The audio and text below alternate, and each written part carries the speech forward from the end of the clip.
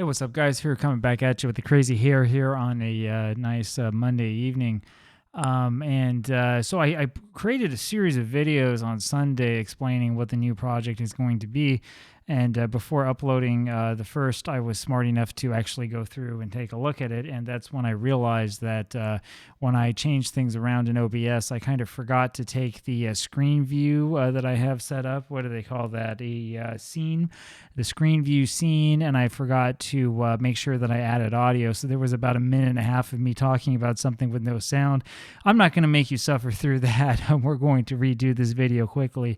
So as you saw yesterday, yeah, unfortunately the NBN save is dead. But that's not going to be the end of things here. I want to give you sort of a little bit of explanation of this and where all of this came from in the project. So all of this project that I have to talk about Football Manager saves originally started with my Substack account, fmprojects.substack.com, which is still going. The idea was that I was going to play Football Manager and blog about it. Now, I'd done things like that before, part-time on the Sports Interactive community forums, but there's not really that much of a sense of permanence there, right? You know, things get buried and stuff, and I thought, now I want to try blogging anyway. I'd found out about Substack. Originally, I was going to go on to Blogspot, which, as you know, is very, very old. I was going to go use some of that Google goodness and decided not to. Found out about Substack through a variety of means and thought, hey, let's go for this instead. This looks pretty interesting. And so I've been on there now since last November, so for just about 6 months. I have a very, very small following. You know, you're not going to get a whole ton of people following you right away. And blogging about Football Manager saves is not exactly like the same as blogging about cryptocurrency or whatever junk it is people want to talk about, right? So that's where all of this came from. The reason why I started making videos originally was because I wanted to use GIFs of like goals or critical moments and matches for Substack, but Substack was not very compatible with different image formats, as I learned the hard way. And I tried a couple different things and they didn't work that well. There was a lot of sort of like linking to other sites and stuff. And I thought, yeah, this doesn't look so good. Substack does have a video feature that I started to use, but I discovered that my few readers would never click on the video. And I thought, well, this is kind of a waste. If I spend time making a video no one's going to watch, why am I doing this? I thought what I really should do is I should just go over to YouTube. And that's kind of where all this started. And so that's the reason why I have a presence on YouTube. It actually began with the blog. The purpose of the blog and the purpose of all of this is to document my Football Manager experiences and saves. That is it. There is no other purpose to this. There's no other thing that's like, oh yeah, we want to go like have SEO magic. We want to go like, conquer the world or anything like that. I don't care about that stuff. What we're doing is we're showing what happens with these saves, and we're showing what happens with the projects the way I would naturally play them. And that is what we're going to get here. So the big database that we're going to use now this is kind of a filler project, all right?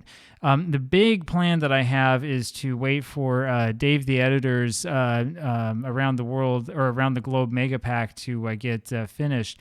It's not quite done yet. I know that. It's probably going to be a little while longer as he's trying to work the finishing touches on his version 3.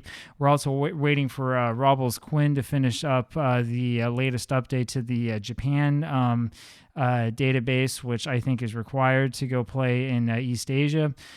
So when we're talking about playing like, AFC or whatever, like I'm not going to do that until all that stuff is finished. And so what I kind of need here is a little bit of a filler save. Now, I'll be fully transparent with you. The NBN save itself was originally intended to be kind of a filler save.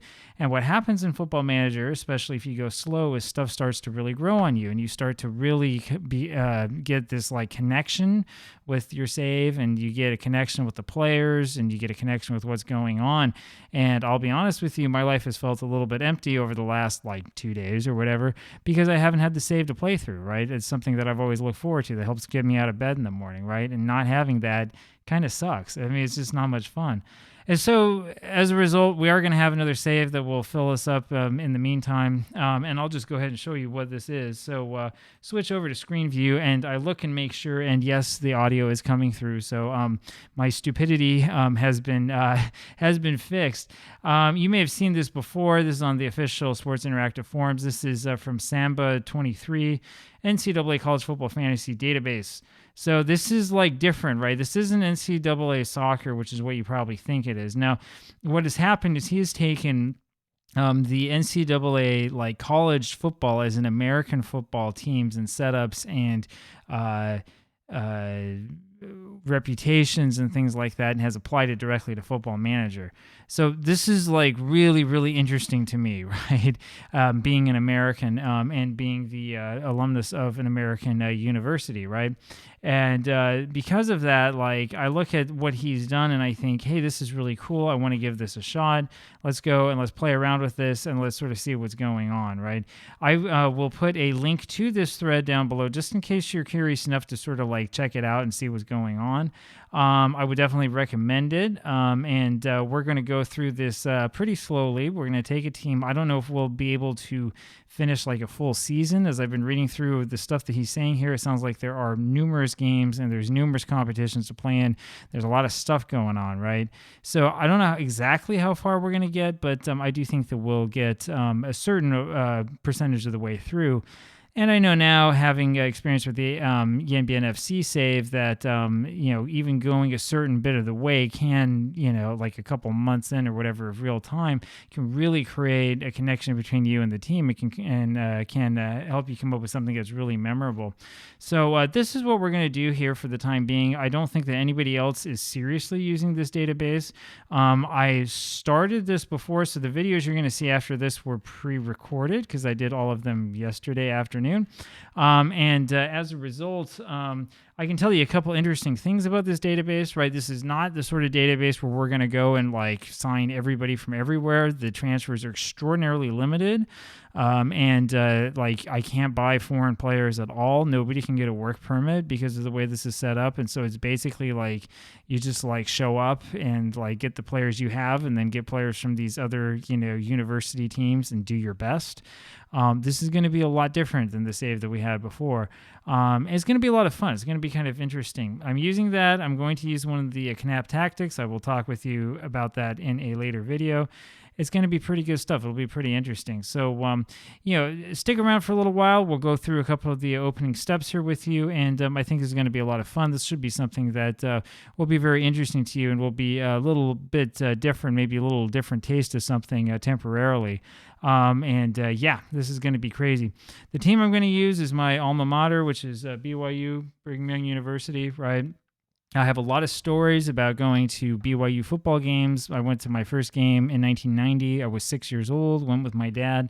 There's a lot of memories that I have. And though it's not, association football, there is definitely going to be a connection here. I can tell you, especially when it comes time to play like our arch rivals, Utah, sort of what the environment was like and what things were like actually like growing up in that sort of environment. I know that especially in the United Kingdom, there's a lot of talk about, the Old Firm in Scotland, and a lot of talk about different rivalries, Manchester United, Manchester City, and Liverpool, Everton, and stuff like that.